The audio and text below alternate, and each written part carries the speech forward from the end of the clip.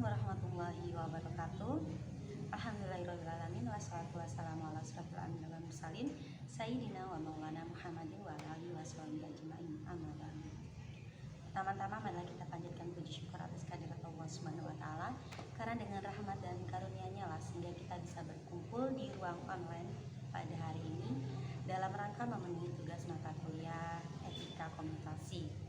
Yang kedua, sholawat serta salam tak lupa kita aturkan kepada junjungan kita, Nabi besar kita Nabi Muhammad SAW, yang telah menuntun kita dari zaman ke-8 menuju zaman terang benderang, yakni Adimul Islam. Membeli ais di pinggir sawah, makan di rumah secara bersama-sama.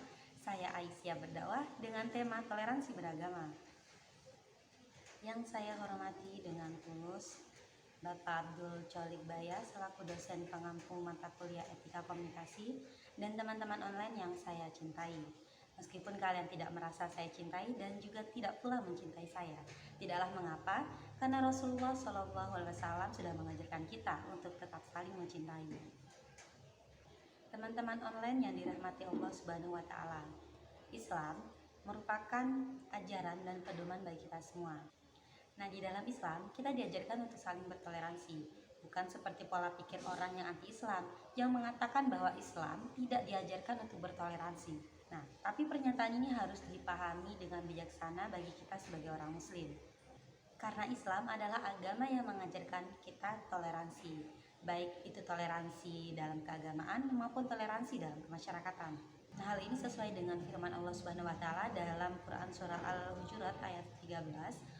Allah Subhanahu wa taala berfirman, A'udzubillahi minasyaitonirrajim. Bismillahirrahmanirrahim. Ya ayyuhan nasu inna khalaqnakum min zakarin wa untha wa ja'alnakum syu'uban wa qabaila lita'arafu. Inna akramakum indallahi atqakum innallaha alimun khabir. Yang artinya, hai manusia, sesungguhnya kami menciptakan kamu dari seorang laki-laki dan seorang perempuan, dan menjadikan kamu berbangsa-bangsa dan bersuku-suku, supaya kamu saling kenal mengenal. Sesungguhnya orang yang paling mulia di sisi Allah itu adalah orang yang paling bertakwa di antara kamu. Sesungguhnya Allah Maha Mengetahui lagi Maha Mengenal. Pada zaman Rasulullah SAW, beliau sudah mengajarkan kepada kita bagaimana sikap toleransi yang tepat. Nah, sikap toleransi yang dicontohkan oleh Rasulullah ini bisa menjadi tauladan kita, bisa kita contoh dalam kehidupan sehari-hari. Misalnya, Rasulullah itu memberikan perlindungan kepada orang-orang non-muslim atau memberikan bantuan kepada orang muslim. Bahkan beliau juga menyambut delegasi dari perwakilan non-muslim, dan beliau juga menghormati agama lain.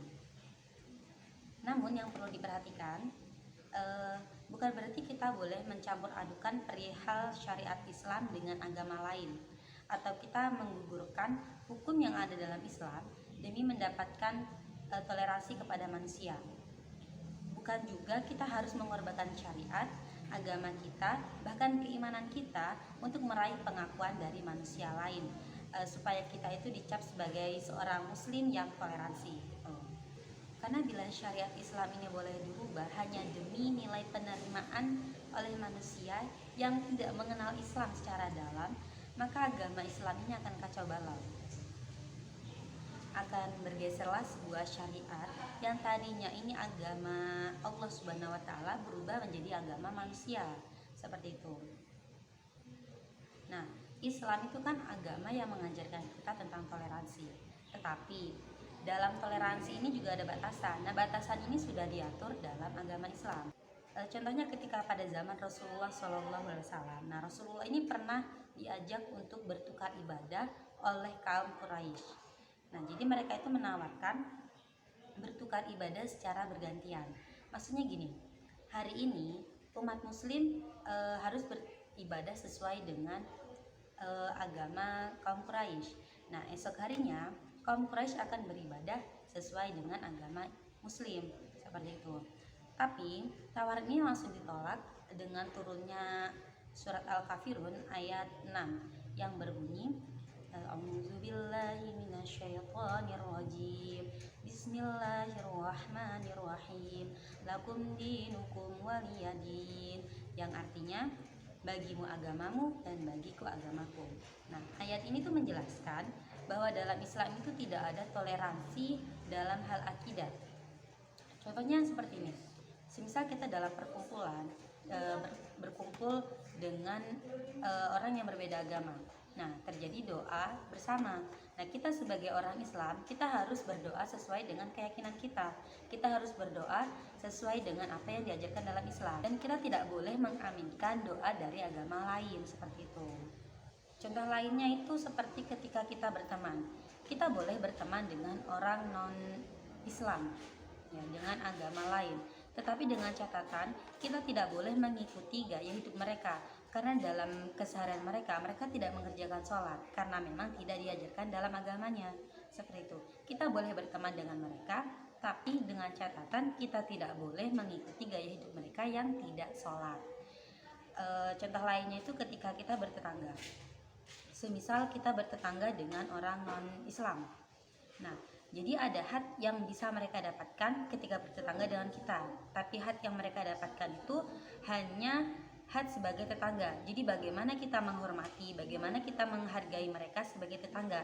Tapi kita tidak, sebagai seorang Islam, kita tidak boleh memberikan kasih sayang atau welas kasih kepada mereka. Nah, lain ceritanya ketika yang menjadi tetangga kita ini adalah seorang Islam, maka ada dua hak yang bisa mereka dapatkan. Yang pertama hak sebagai tetangga, yang kedua hak welas kasih atau kasih sayang. Jadi kita bagaimana kita menghormati dan menghargai tetangga Islam kita ini layaknya sebagai tetangga. Yang kedua, kita bisa memberikan kasih sayang dan welas kasih kita kepada tetangga Islam kita ini. Itulah tadi beberapa batasan toleransi agama Islam. Marilah kita perbaiki hati dan perbuatan kita dalam menjalankan nilai-nilai Islam dengan sepenuh hati dan sepenuh jiwa kita. Karena agama Islam diturunkan Allah Subhanahu wa taala untuk menjadi rahmatan lil alamin, memberi kebaikan bagi alam dan semesta yang Allah ciptakan. Demikianlah beberapa hal yang dapat saya sampaikan. Semoga apa yang saya sampaikan ini bisa bermanfaat bagi kita semua. Tentu kesempurnaan hanya milik Allah Subhanahu wa taala. Karena itu saya memohon maaf atas ucapan dan tindakan yang tidak mengenakan bagi panjenengan semua. Mangga harum namanya Feni. Sayang Ayu sedang sakit gigi. Cukup sekian ceramah kita hari ini. Besok-besok yuk kita sambung lagi. Sekian dari saya. Wassalamualaikum warahmatullahi wabarakatuh.